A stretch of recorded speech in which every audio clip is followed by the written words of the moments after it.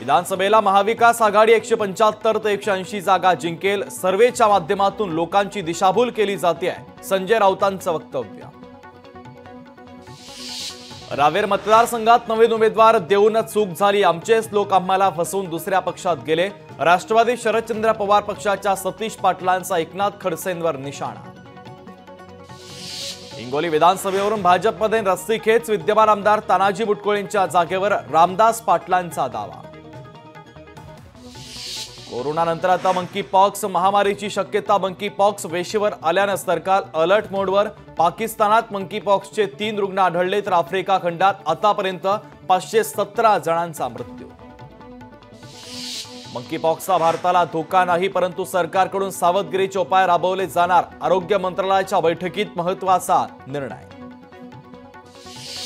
काँग्रेस नेते पृथ्वीराज चव्हाणांचा monkey pox बाबत मुख्यमंत्री शिंदेंना पत्र, हायरिस्क देशातून येणाऱ्या प्रवाशांसाठी विमानतळावर नियमावली लागू करण्याची विनंती।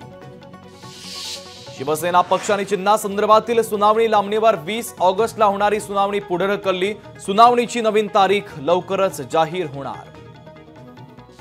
आठवडाभर विश्रांती घेतलेला पाऊस पुन्हा परतणार, कोकण मध्य महाराष्ट्रासह विदर्भ मराठवाड्याला पावसाचा येलो अलर्ट।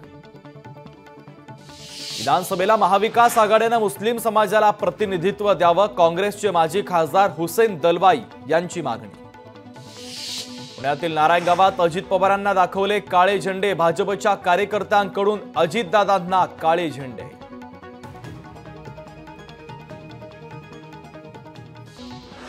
सांगलीतील लाडक्या बहिणींनी अजितदादांसाठी बनवली सोन्याची राखी, रक्षाबंधनाच्या दिवशी अजित पवारांना बांधणार सोन्याची राखी। अमरावती जिल्ह्यातील वरुड शहराला पावसानं झोडपलं, वरुड शहरातून वाहणाऱ्या चोडामल नदीला पूर, तर शहराच्या अनेक वस्त्यांमध्ये शिरलं पाणी।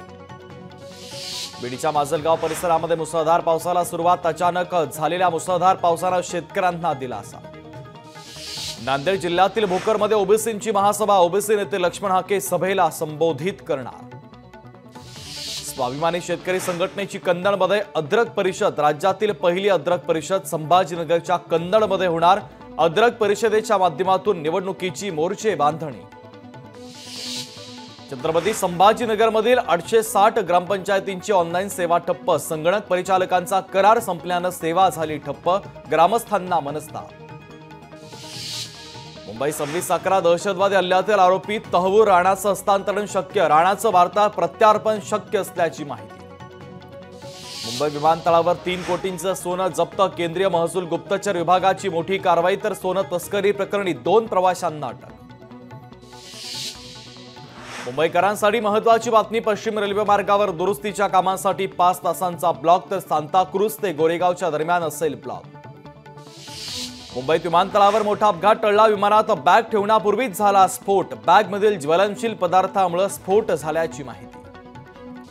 राष्ट्रवादी शरदचंद्र पवार पक्षाची शिवस्वराज्य यात्रा, जालना जिल्ह्यात घनसावंगी, बदनापूर, भोकरदन मतदारसंघात असेल यात्रा।